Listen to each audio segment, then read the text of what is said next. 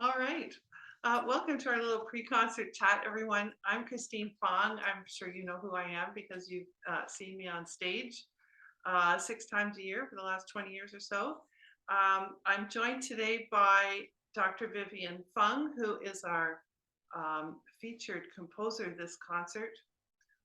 One of the more interesting aspects of my job on the board of CBSO is to interact with composers we engage for our concerts. We have a treasure trove of Canadian talent that we like to tap into by performing at least one Canadian composition each concert. I think you will agree that the Canadian music we've performed in the last few months has been a wonderful tapestry of what Canada has to offer our patrons and the world at large.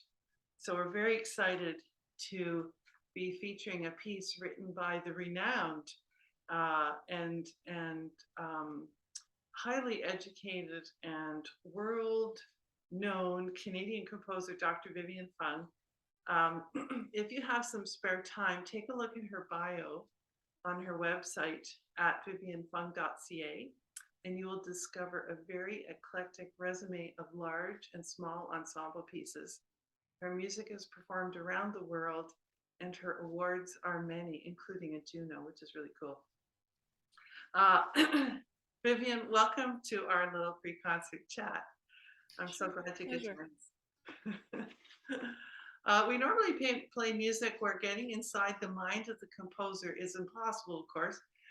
So it's a real treat to be able to ask you questions for our patrons and also for our musicians who will be interested to learn anything they can in order to better understand the music. So here we go. Question number one. The Cathedral Bluffs Symphony Orchestra is so very proud to be playing one of your recent compositions in our upcoming concert on October the 1st. The piece entitled Prayer was written during the pandemic. What inspired you to write this piece and how did it all come about? Was it written with the pandemic in mind or can we apply it more globally? So I think this is one of the more or even most unique commissions that I've received to date. I live in California, even though I am from Canada and my parents are in Canada and I am Canadian. So my family and I are here in California, and the lockdown happened in March of 2020 for us here, as probably in many other parts of the world. But as the world was shutting down, I actually was finishing up another piece for a group out in Vancouver when I got a call from one of my dear friends, Denise Ball at the CBC. And she called me and said, I have a terrific idea to bring together 35 Canadian musicians from orchestras across Canada. And the CBC will be forming a virtual orchestra. And we would love for you to write a piece for this virtual orchestra. And you can't say no. So, and Yannick Nazet-Seguin will be conducting, quote unquote. And so at the time, I was actually finishing up another piece, and it was really very tight because they wanted to release the world premiere online for the July 1st radio broadcast. So I said yes, and it was very tricky because it's a virtual orchestra. So each musician, each of the 35 or 36 musicians, was going to be recording their part in their homes individually. And the CBC was going to put everything together with a team of really amazing sound engineers to produce the virtual orchestra. And so it took a lot of time in order to do that. So I basically had a span of 10 days to finish this piece. And at the time, the world was shut down, and I had a 5-year-old son at home, and it was, really The circumstances couldn't have been worse as far as me trying to get a piece done. But luckily, I had a team of people here, including my next door neighbors, who came and volunteered and helped us out to take care of my son while I finished this piece. And I did it in the matter of a week. And it was a circumstance where I had to compose a piece that couldn't be too difficult for everybody to put together the piece. And so I turned to one of the heroes of Western composition, Hildegard von Bingen, as inspiration. She was a medieval composer who was largely self-taught, and she received her inspirations through visions, both in the form of visual artwork as well as musical composition. And so I chose a chant that she wrote as the basis of this prayer. And so it is like a testament to faith and to sort of that guiding light of music and inspiration to bring us through all these difficult times. Well, that was going to be one of the questions that I was going to ask a bit later is where do you start when you approach composition? Do you start with a motif or do you just start with texture or color or a mood? And so my question, actually, my next question before we answer that one is, what was your state of mind when you started out with prayer? Because I, reading in your bio, I noticed that you love to travel and you love to bring influences from all over the world, and yet here we were all stuck at home, right? So, what was your approach from an emotional standpoint? As I said, I mean, I didn't have a lot of time. It had to be a simple composition just because of the nature of the virtual orchestra and putting everything together in a short period of time. Um, and so, the circumstances for me composing was such that I didn't have a lot of hours in the day because of my family. So I turned to something that was quite simple. So for me, a lot of times, a project, a piece, begins with an idea rather than just notes, because notes are a means to an end for me. It's not. There has to be a reason behind the notes that I'm writing, and for a lot of times, it's an idea. It's an overall either concept or feeling or uh, uh, circumstance, and in this case, it was the idea of putting faith into our daily lives to get us through these difficult times. And it doesn't necessarily have to be a pandemic related composition, although it was born out of the shutdown. But I think that it is something that can carry us through so many different, our lives moving forward too.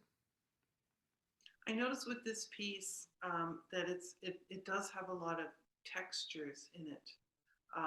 And I was listening to your string sinfonietta, which has those characteristics as well. Do you often compose music with that in mind, with kind of a layering of textures as opposed to just let's start with a melody and go from there? Yeah, so I like to, work with a lot of color. I love working with orchestra in the sense that it's about exploring different combinations of colors and textures, and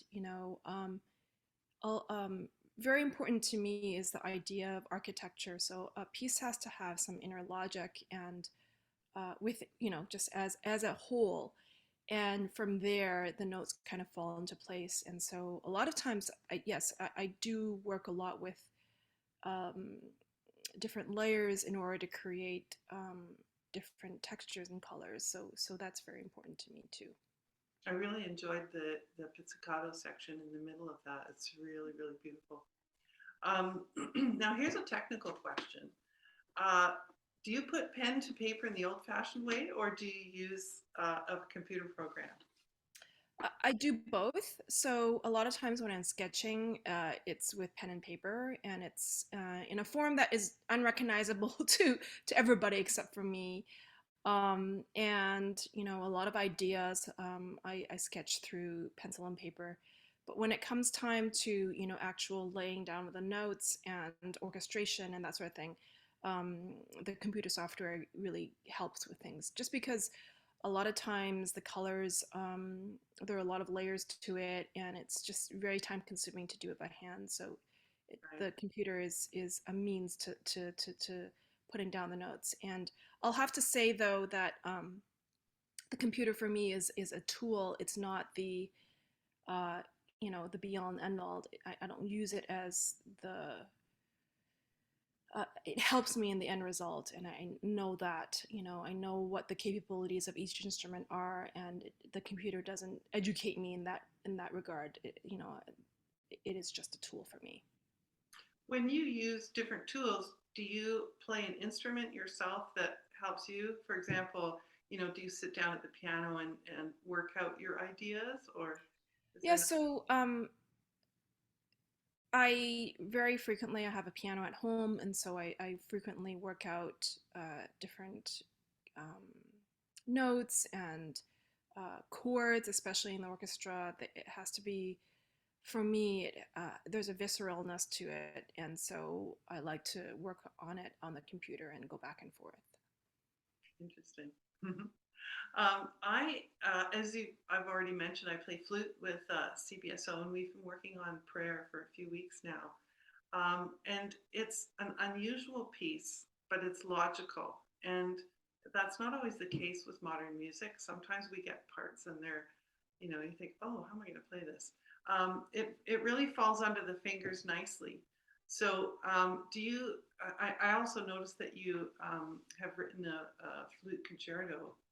I wasn't able to find a recording for that, but I was wondering, since the flute part is written so nicely, is there a favorite instrument that you like to write for? Favorite is very difficult because um, I write for, write for orchestra a lot, and I write for a lot of different instruments. I mean, I guess my favorite is whatever I'm working on right now. I mean, the flute concerto is a special case because it also was a pandemic commission, and it was actually premiered with the Vancouver Symphony, with a really wonderful principal flute player by the name of Christy Reside, and she and I worked through things. And it was also a pandemic commission in the sense that I had to reduce the orchestra because of the socially distanced requirements. And so actually, I just revamped, revised, reorchestrated the flute concerto. So it's going to be actually live premiered this coming November. So that's why you can't hear it yet. Oh, And so I actually, it was actually a really great process for me because it was premiered online, and so I never got to travel to Vancouver to work with the orchestra. But we got an online performance, and I was able to listen to that, and that gave me a second chance to rework some of the sections I thought needed some revisions. And so the result is, I think, a tighter composition, and also I kind of enlarged one section I felt like it needed some more development. So it's going to be a lot of fun. I mean, the orchestration is the full orchestration.